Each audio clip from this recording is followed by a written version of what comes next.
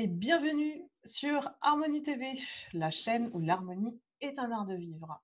Je suis Ponari Samvan, votre coach en stratégie bienveillante. Je suis ravie de vous retrouver pour une nouvelle interview. Aujourd'hui, mon invité a derrière elle 15 ans de management dans l'industrie. Marie-Élise Château. Bonjour Marie-Élise. Bonjour Ponari et merci de m'avoir invité sur ta chaîne. Marie-Élise, tu es aujourd'hui coach professionnel spécialisé dans l'hypersensibilité.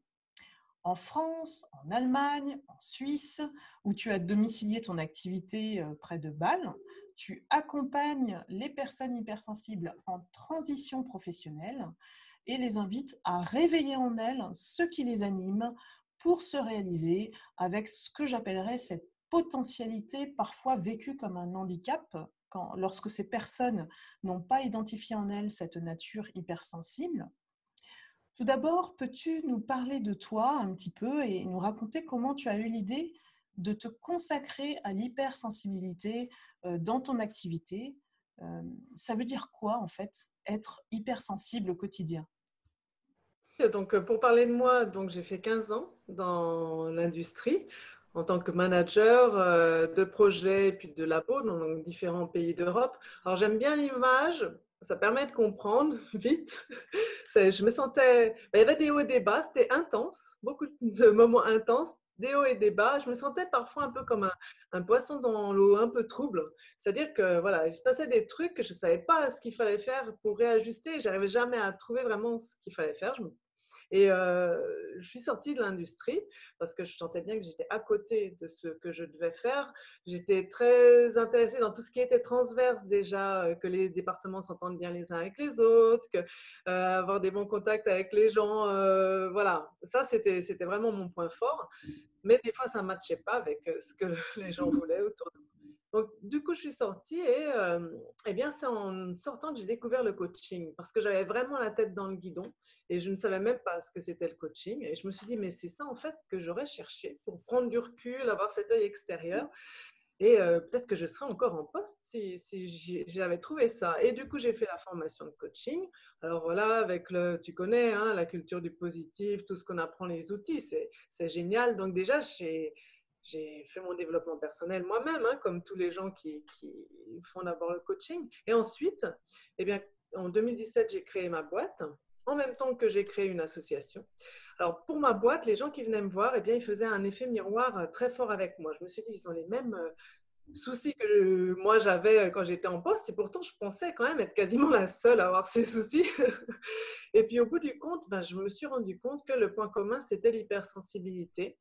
Alors, c'est assez récemment, hein, c'est en 2019, où j'ai vraiment lu, donc la base, c'est les livres d'Hélène Aron, hein, je dirais, sur l'hypersensibilité. C'est dans les années 90, elle a même créé le terme, je dirais. Elle a fait beaucoup d'études empiriques en tant que psychologue et scientifique.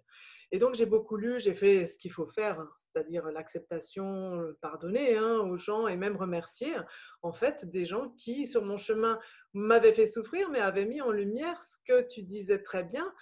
C'est un potentiel, mais on le vit comme une faiblesse au quotidien. Voilà, je dirais, quand on n'est pas au courant. Et depuis, pour reprendre l'image du poisson, eh bien, depuis que je sais ça, et c'est pour ça que moi, je le prends comme outil, c'est parce que vraiment, ça m'a permis, en plus du coaching, eh bien, maintenant, je suis dans de l'eau claire, quoi. L'eau est limpide, je comprends rétroactivement tout ce qui s'est passé pour moi et aussi pour la création de l'association. Parce que j'ai créé une association et là, j'étais mon propre chef, c'était moi la présidente, c'était ma structure. Et avec les gens, je me retrouvais avec les mêmes styles de problèmes. Donc, je me suis dit, là, tu ne peux pas mettre tout sur le dos de la structure non plus. Donc, il y a un truc à comprendre et vraiment, beaucoup de choses s'expliquent par l'hypersensibilité. Mhm. Et je te rejoins là-dessus, hein, puisque je suis moi-même une hypersensible. Donc, Oui, je ressens effectivement cette différence, hein, que bah, on ne sait pas d'où elle vient, d'où elle sort. En fait, j'ai envie de dire qu'on ne n'est pas euh, hypersensible, on ressent juste qu'on est différent des autres, mais on ne comprend pas pourquoi. Et on parle aujourd'hui de haut potentiel, de zèbre, d'intelligence émotionnelle exacerbée. Et, aujourd'hui, j'ai envie de te dire, mais comment on fait pour vivre avec cette potentialité dans une société qui est drivée par l'apparence, par du pouvoir dans les entreprises, par des normes qui ne s'adaptent pas ou s'appliquent pas aux hypersensibles, un peu comme un gaucher qui se retrouve obligé de vivre dans un environnement de droitier, quoi. Mhm, mhm. Mais je dirais que c'est ça, en tout cas, ça a été beaucoup ce que tu décris. Et moi, j'ai quand même espoir, justement, et c'est ça à quoi je travaille, que les milieux deviennent bienveillants. C'est d'ailleurs aussi ce que tu fais, hein, c'est aussi ta mission, euh, pour qu'ils soient mieux adaptés justement à la personne hypersensible. Alors, tu as touché du doigt tout ce qui est psy. Alors, ce qui est psy, je pense que justement, et c'est ça pourquoi je prends l'approche de l'hypersensibilité, comme le font Fabrice Midal ou Maurice Barthélémy, qui ont écrit des livres récemment, ils prennent cette approche de l'hypersensibilité d'Hélène Aron, qui d'ailleurs ne va jamais faire le rapport avec haut potentiel et toutes les tests du QI et Weiss, je ne sais pas. En fait, parce que je trouve que vraiment, cette approche psy a été a empêché tellement de personnes hypersensibles à se reconnaître. Parce que du coup, ils ont mis sur ça un espèce d'élitisme.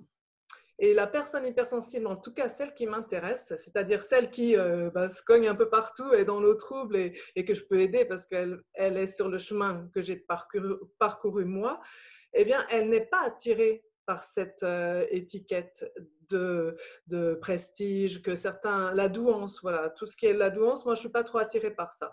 Donc effectivement, c'est pour ça que je vais plutôt vers l'approche de l'hypersensibilité. Après, tu m'avais demandé au quotidien ou non, la dernière question, c'était…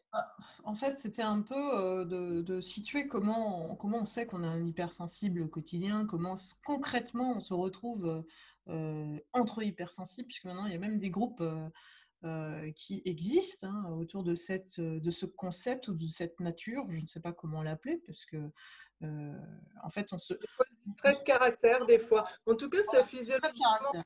Ok. Ouais, c'est physiologiquement prouvé. C'est quand même une différence au niveau du fonctionnement du cerveau. Hein, les neurosciences le montrent également. Bon, on va dire schématiquement cerveau droit très développé. Par exemple, pour moi, ça, je l'ai montré c'est le seul test que j'ai fait, le HBDI, mais effectivement, le cerveau droit très développé, mais un cerveau gauche quand même aussi un petit peu développé, hein, et pas rien du tout, parce que justement, pour s'adapter à ce monde, on va avoir tendance à développer le côté très cartésien, très ordonné. Hein. Donc, moi, j'ai vraiment ces deux facettes. Hein. Et Tu veux dire que l'hypersensible, il a plutôt une intuition très développée et puis un aspect émotionnel très développé. voilà, c'est à la fois la créativité, Et il à peut côté, se projeter, il a plein d'idées, oui, des idées créatives, et aussi il aime le relationnel. Alors comment il peut se reconnaître? Eh bien justement, il y a ça.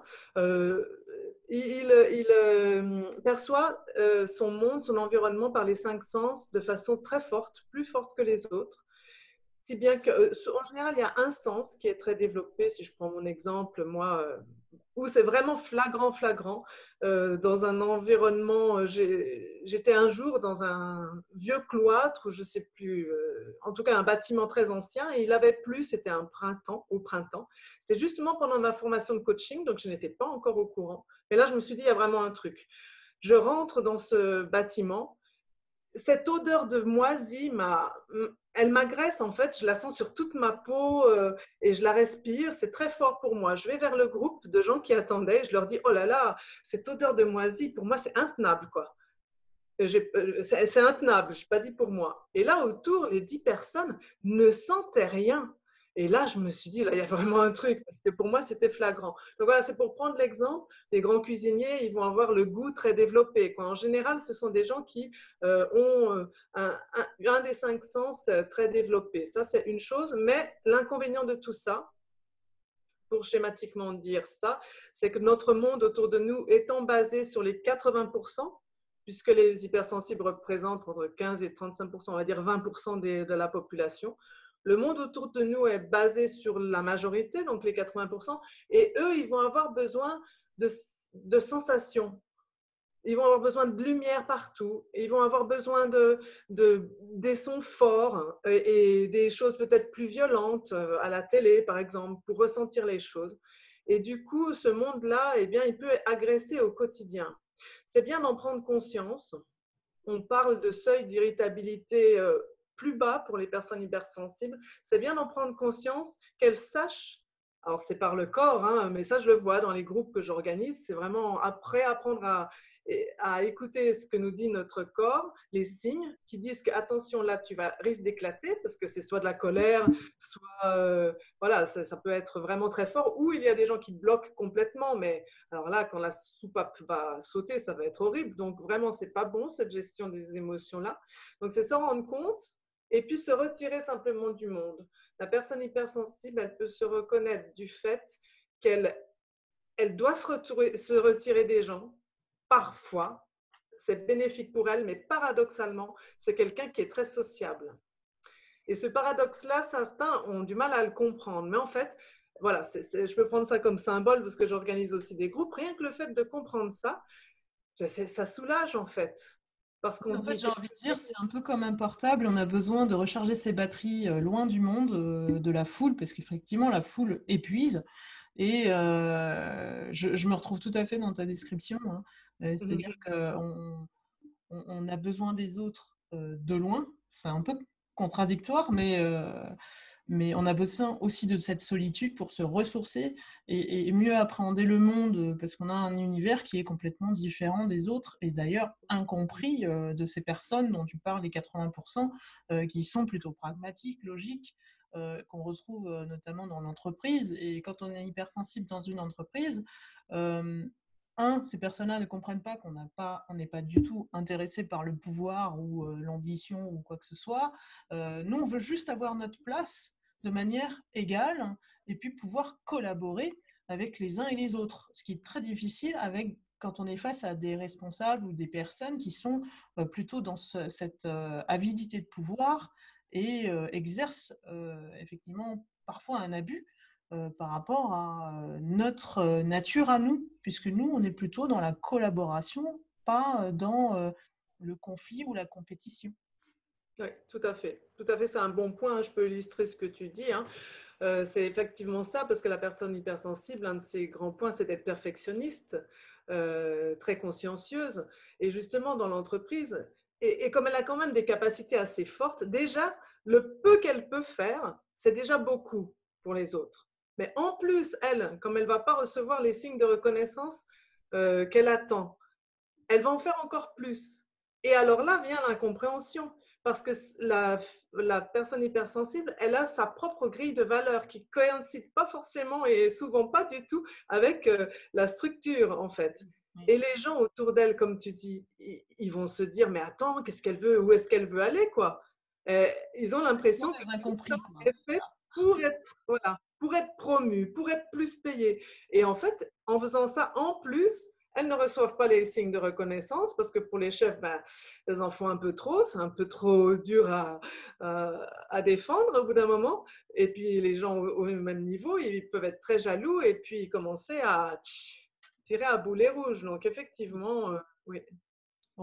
Tu veux dire qu'on représente une certaine menace au bout d'un moment parce que à cause de ce perfectionnisme qui en plus nous entraîne, j'imagine que tu les coaches ces gens-là, c'est qui nous entraîne parfois dans un burn-out parce qu'on en fait Oui. beaucoup parce on aime ce qu'on fait aussi et qu'on est plus et j'insiste là-dessus dans une recherche de collaboration, pas de compétition avec les uns et les autres, mais on est perçu comme tel. Alors, je ne sais pas du tout quel levier on peut travailler là-dessus et quels sont les moyens donnés par les entreprises pour que chacun se comprenne et que chacun ait sa place, puisque finalement, Ben c'est voilà, ça c'est le but. moi, hein. Voilà. C'est vraiment mon rôle. C'est vraiment mon rôle. C'est vraiment ça. Tu touches du doigt vraiment ce que je veux faire. Et je suis sur le chemin, mais c'est pas encore trop. Le chemin, il y a encore trop de cailloux. Donc là, je me prépare avec les gens. Mais c'est vrai que c'est tout à fait ça. Quand il y aura des RH et des managers qui auront compris ce que tu as dit et prêts à m'accueillir, ben, c'est justement ça pour expliquer les gens prennent conscience de comment peut-on faire pour se comprendre mieux les uns les autres. Parce qu'effectivement, tu parles du burn-out et effectivement, c'est pour moi un des 3 points. Mais là, le perfectionnisme, c'est l'exemple de points où la personne hypersensible elle-même, par des réajustements elle-même, vraiment de développement personnel, peut réajuster quelque chose et s'éviter le burn-out. C'est-à-dire qu'elle comprenne qu'en fait, elle en fait trop, que comment voient les gens, les autres, comment ils voient. C'est aussi à elle de comprendre comment les autres voient les choses, parce qu'il n'est pas question de les changer.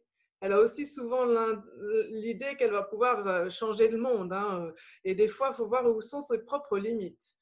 Oui, Et elle est dans une certaine, cette personne, elle est dans une certaine projection. Elle peut capter des choses que les autres ne captent pas et donc pouvoir en faire des projections sur ce qui va se passer en termes peut-être sur le plan humain, mais aussi dans la société. Voilà, pour moi, un hypersensible, c'est un visionnaire. Et c'est pour ça tout qu'il est à fait. perçu comme une menace. Hein. Donc, alors Aussi, qu'il n'est pas c'est là pour... l'effet Cassandre. Il est là pour faire avancer les choses. Et Oui, effectivement, dans la société aujourd'hui où il y a beaucoup de pouvoir, c'est assez mal perçu. Et je trouve ça oui, oui. assez dommage. Donc, on compte sur toi, Euh, Marie-Lise. Hein, Oui, oui, oui, oui. Mais il y a quand même des signes d'espoir. Mais avant, ouais, c'est l'effet Cassandre dont tu parles. Et j'ai fait récemment une vidéo sur les 10 activistes qui, comme Greta Thunberg, se battent pour le climat. Hein. Quand tu dis visionnaire, ben c'est ça. La personne hypersensible aujourd'hui, c'est celle qui voit très bien où on va hmm. au niveau du réchauffement climatique et que si, comme les scientifiques le disent, pourtant même les scientifiques le disent, mais personne ne les écoute, si on ne change pas maintenant, ce sera trop tard. Hein. Et Il ne oui, faudra pas attendre que ça vienne à notre porte. Donc, il y a des. Je les ai mises en lumière parce qu'un documentaire d'Arte les mettait en lumière. Elles sont une dizaine dans une de mes vidéos. Et on sent que c'est la personne hypersensible qui lâchera pas le truc, quoi, qui ira jusqu'au bout et qui se battra jusqu'à ce que. Et vont voir les politiques et on voit, c'est la confrontation des deux mondes. Parce que ces jeunes femmes-là, elles ont des fois que 12 ans, 18 ans. Mais quand vous les entendez parler, vous vous dites, mais elle parle aussi bien, même bien mieux que tous ces hommes politiques qui ont fait l'ENA. Et qui est-ce qui a dit qu'il fallait en fait faire une grande école pour être un bon politicien? Parce que c'est que du bon sens, la politique. Donc voilà, c'est vraiment la confrontation des deux mondes. Je pense que ça, c'est un exemple comme quoi ça bouge. hmm, hmm. Et un autre exemple que j'ai, alors là, je ne sais pas si tu voudras le laisser parce que c'est peut-être un petit peu trop, mais bon, il y a quand même eu des mouvements comme MeToo. Oui, Il y a eu en France, la France c'est un exemple, mais franchement, tous les pays, hein, MeToo c'était mondial. Hein. oui. La France qui se remet en question à propos de l'inceste, on se rend compte que 70% des plaintes des enfants étaient mis à la poubelle, sont mis actuellement à la poubelle. 70% des plaintes des enfants. Ça fait quand même réfléchir. Déjà qu'on sait que c'est très difficile pour un enfant. C'est-à-dire qu'en fait, on va mettre en lumière ce qui est caché, quoi. Et c'est pour ça qu'on n'est pas apprécié, déjà, parce qu'on dit la vérité. On dit la vérité telle qu'elle est. On a soif d'une certaine justice, j'ai envie de dire, parce que justement, on se bat pour l'humanité et pas pour nous-mêmes. En fait, il y a une Oui, vocation, il y a une mission peut-être de vie qui est plus grande que soi chez tout un à fait. hypersensible. Tout à fait, parce qu'il est connecté, on va dire, après ça va vers la spiritualité, mais je crois que toi comme moi, on fait le lien hein, entre ce monde très cartésien et la spiritualité. En fait, il est très connecté au ciel, c'est clair, qu'on l'appelle univers ou Dieu, Oui. et Perché, effectivement, perché, comme disent les pragmatiques. moi, je ne me considère pas comme perché, parce que et il y en a beaucoup quand même, heureusement, qui gardent les pieds bien sur terre. Mais en tout cas, voilà, il y a cette inspiration qui vient d'ailleurs, qui est plus grande que lui, et qui va le pousser à agir. Voilà, c'est vraiment... et c'est beau, la française Dano, je crois, Sixtine Dano, elle l'exprime très bien dans le documentaire. Elle dit c'est quand même bien d'avoir quelque chose de plus grand, de se battre pour quelque chose de plus grand que nous. Et vraiment, c'est ça qui va motiver et il ne s'arrêtera pas. Quoi. Et donc, il y a ça, et il y a aussi donc MeToo, l'inceste. Mais alors là, moi, je ne sais pas pour toi, mais j'ai été très, très choquée. Je pense qu'on peut quand même en parler de Sciences Po, hein, comme ce qui se passait à Sciences Po, qui quand même bon, c'est la France, mais les autres pays, je crois que c'est à peu près pareil. On voit qu'il y a la loi du plus fort qui règne dès la formation. Je veux dire, les gens qui sont rentrés dans ces universités, à la base, ils n'étaient pas. Ils ont été formatés par le système lui-même pour, euh, Modèle. ouais, pour dominer le plus faible, femmes, enfants et nature, bien sûr. Tout est lié en fait. Comment peut-on espérer, comme on voit que la COP 25 apparemment a été un... La COP 21, c'était un espoir pour le dérèglement climatique. Tout le monde a dit qu'on allait atteindre un résultat mirobolant. La COP 25 à Madrid, apparemment, c'est la résignation la plus totale, quoi. Rien n'a été fait vraiment pour atteindre ça. Comment peut-on attendre des hommes politiques qui ont été formatés comme ça? Formatés, à la base, l'humain, il n'est pas si mauvais. Bien sûr. Mais Oui. Il y a l'éducation, il y a la formation, le chemin qu'on choisit, les choix qu'on fait. Donc, c'est tout ça, ça nous construit. Et alors, soit ça nous transforme un petit peu, j'ai envie de dire, en robot où on écoute, on est entraîné un peu par les autres, ou l'hypersensible se démarque parce que justement, il ne suit pas la voie des autres, justement. Donc, ça, c'est sûr, un hypersensible dans ces écoles-là, il ne faisait pas long feu. Déjà, il était souvent la cible. Si c'est la loi du plus fort, c'est ce que tu oui. dis, hein, les milieux bienveillants. Si c'est des milieux malveillants, c'est la loi du plus fort, la personne hypersensible, elle va souffrir. Et la seule solution qu'elle va avoir, ça va être de partir, hein. Donc, c'est Exactement. justement un peu ça qui s'est passé dans les milieux de décision et c'est là où c'est notre, je pense aussi toi, en tout cas moi, ma mission, si on peut parler de mission, c'est de le faire rentrer ou ceux qui sont toujours éviter qu'ils partent par ces prises de conscience de part et d'autre. Parce que voilà, il y a aussi, on ne va pas lui mettre quand même qu'une auréole sur la tête, la personne hypersensible peut aussi des fois faire souffrir son environnement, hein, parce qu'elle va pas vouloir déroger du tout à des valeurs. Il peut y avoir des conflits entre hypersensibles eux-mêmes, même très souvent, parce que chacun, ils n'ont pas tout à fait les mêmes grilles de valeurs, mais chacun veut rester sur ses positions, parce que c'est le propre même de l'hypersensible. Donc, s'ils ne font pas des efforts pour trouver un arrangement, et souvent il y a du non-dit, des incompréhensions. Donc, on va remettre, il y a besoin de tout pour ce monde, parce qu'en fait, les autres personnes, Parce qu'on elles, on est simplement des êtres humains. Hein. Donc, oui, avec voilà. nos Et les autres qualités, nos personnes, défauts, voilà. beaucoup sont très sensibles aussi et elles sont reposantes, elles vont passer plus facilement à l'action, elles vont se prendre moins la tête. Voilà, donc on a besoin d'elles. La personne hypersensible, elle montre, comme tu dis, visionnaire, et elle va montrer l'exemple. Il faut qu'elle soit suivie par c'est au moins 30% de gens très sensibles, mais pas hypersensibles, pour être une majorité, pour arriver à des basculements. Et je pense que c'est quand même ça qui se passe. Quand on parle là, quand c'est mis en lumière, là, tout ça, parce que ça fait quand même des décennies, voire des siècles. On tend justement à aller vers un monde plus collectif que individuel. Donc là, la loi du plus fort, comme tu dis, n'aura plus lieu d'être dans, je ne sais pas, X années.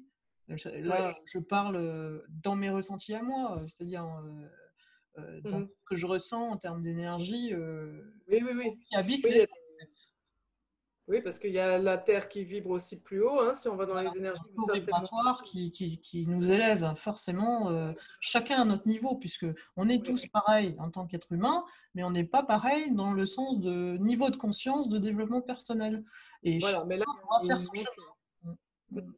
Et là, il y a avec le Covid aussi, en plus de l'élévation, bah, tout est un peu lié. Là, on peut espérer à la sortie de tout ça qu'il y ait une élévation effectivement des consciences et qu'on puisse mener à bien effectivement les vrais projets. Parce qu'en plus, c'est ça qui est quand même un peu incroyable, c'est qu'économiquement, quand vous arrivez à activer l'intelligence collective, je pense que c'est ce dont tu parles, qu'on laisse tomber cette compétition et qu'on va plutôt sur la coopération, économiquement, c'est viable.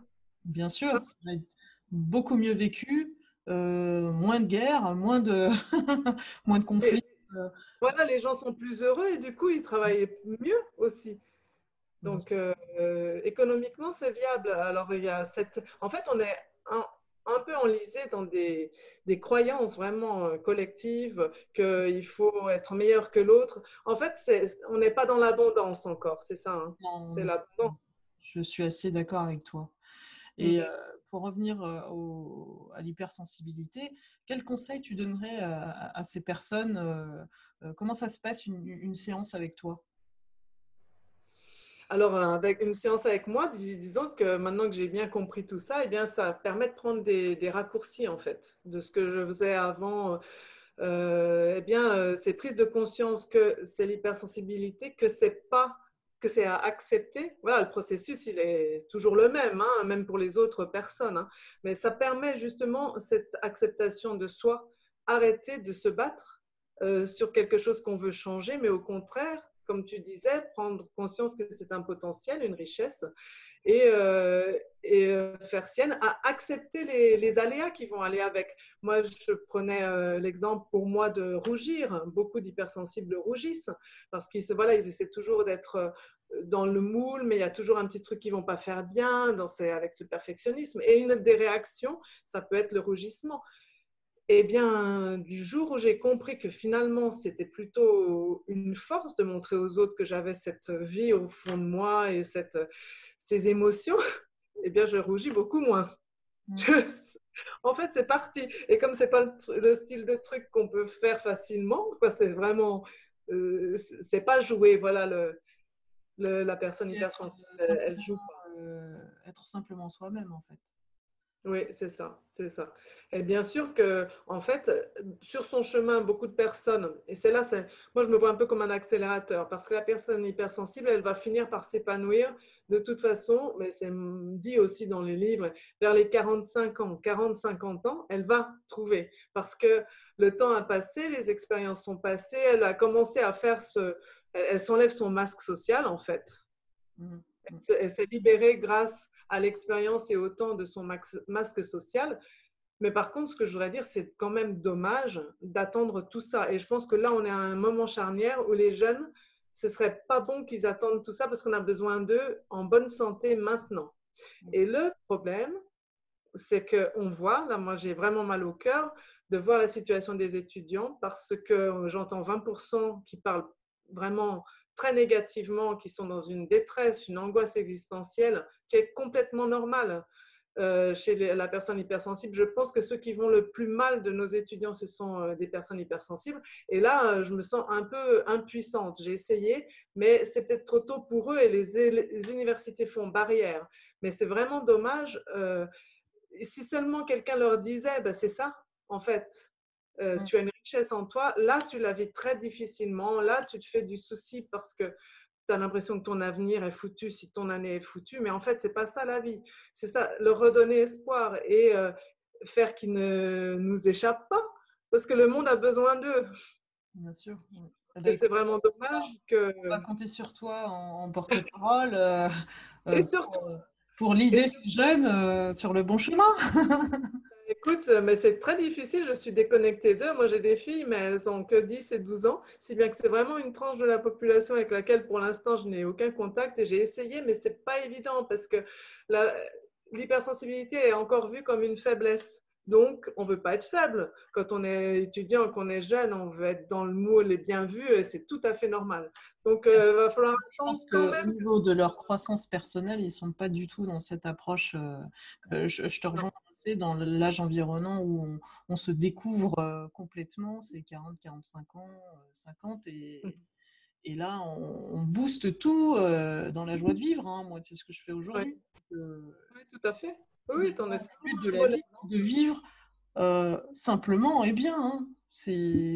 Et de partager les choses en communauté et ne plus être dans l'égoïsme personnifié qu'on rencontre parfois sur notre chemin, qui nous ont fait souffrir. Parce que l'hypersensible, il est très sensible justement à cette douleur subie comme une injustice.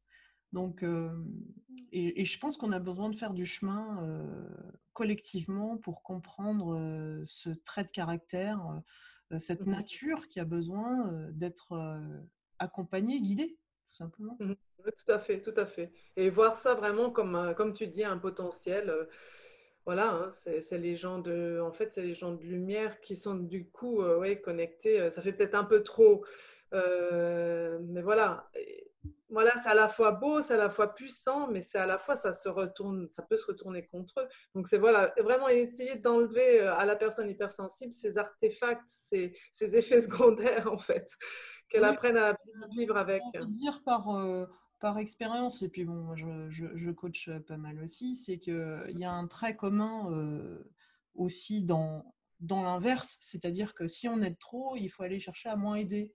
Si on s'engage trop, il faut chercher à se désengager de certaines choses, Tout à d'être fait. plus centré vers soi et d'économiser son énergie. Et c'est ce que je dis toujours, si comme une batterie de portable. À un moment donné, ben, on sature et puis on n'a plus d'énergie et on se ressource et on s'isole. Donc, à un moment Ça, donné, c'est, il faut trouver et ça son arrive point souvent. d'équilibre, hein, voilà, Mm. pour vivre correctement en tant qu'hypersensible et puis savoir où mettre son énergie, où mettre ses intentions pour se réaliser. Oui, tout à fait, c'est ça. C'est vrai, elles vont s'épuiser à vouloir aider tout le monde autour, et beaucoup d'empathie. Et du coup, c'est vrai que c'est une des grandes, bah, c'est dans l'avion, hein, c'est mettre C'est d'abord. notre talon d'Achille. Comme- Oui, oui, c'est vrai. Oui, et j'aime bien l'image de l'hôtesse de l'air qui nous dit d'abord mettre son masque sur soi. C'est vraiment ça. Si on doit d'abord mettre Se son protéger masque sur d'abord. soi en tant qu'adulte pour assister les enfants. Si elle veut jouer son rôle de mettre au service du monde autour d'elle ce cadeau de l'hypersensibilité, elle a besoin d'être en forme et en énergie. Donc effectivement, elle ne peut pas aider tout le monde. Elle doit d'abord se recentrer sur elle et prendre soin d'elle. Tout à fait. Mm. Bah, écoute, Marie-Lise, c'était une interview très très riche. Pour moi, j'ai eu plaisir à avoir ce dialogue avec Mais toi. moi aussi, je pense J'espère qu'on est vraiment pouvoir homologues, hein. changer le monde avec cette. Et j'exagère exprès parce que moi, j'aime bien faire dans l'extra, quoi. Et, euh, et pour conclure, j'ai envie de te poser la question comme tous mes invités. Si je te dis l'harmonie est un art de vivre, qu'est-ce que cela t'inspire? Bah, ça m'inspire tout ce qu'on a dit avant, parce qu'on va aller vers des milieux bienveillants, tout simplement, c'est ça. Ça m'inspire l'intelligence collective, l'harmonie, limiter au plus possible les frictions, même si, bah voilà, des fois, on a pris l'habitude de s'en nourrir, presque des petits, comme les gossips et tout ça, mais c'est contre-productif pour tout le monde au bout du compte, même pour ceux qui, voilà. Je pense qu'on va réaliser que c'est l'harmonie et que c'est efficace. C'est ça, c'est vers ça qu'il faut aller, quoi, vers les milieux bienveillants. Mm. Tout Et à tout fait. ce que tu fais. Donc toi, c'est une autre approche, mais je pense qu'on est très homologues. Les gens que tu attires sont aussi des hypersensibles, très sûrement. Je pense qu'on a tous des parcours et des supports différents et tout ça se complète en fait au final. Oui, tout à fait. Oui. Et c'est ça que je trouve formidable parce que chacun a sa pierre à l'édifice à apporter au monde. Donc consacrons-nous à nos énergies à ce qui est bon pour nous, quoi. Mhm. Et plus regarder faire de la résistance par rapport au changement, par rapport euh, à tant de choses qui nous contrarient, quoi. Allons vers le sens du vent, quoi. Voilà, c'est ça, oui, c'est ça. Là, allons vers l'harmonie et ben, tout bonnement le bon sens, en fait, souvent. Oui, c'est du bon sens, je suis d'accord. Ben, merci beaucoup, Élise. Je vous invite, tous, les personnes qui regardaient la vidéo hein, et les abonnés, à retrouver Marie-Élise et de suivre son actualité sur son site www.chateau-coaching.fr. Vous trouverez les liens sur les réseaux sociaux de Marie-Élise également dans la description de la vidéo. Et puis, inscrivez-vous au prochain atelier qui aura lieu le 7 avril pour mieux vivre son hypersensibilité. Je remercie tous ceux qui nous ont suivis et vous retrouve bientôt sur Harmonie TV. N'hésitez pas à vous abonner sur mon site www.ponarisamvan.fr pour les vidéos bonus. Au revoir Marie-Élise. Au revoir, Ponari, merci. Au revoir à tout le monde.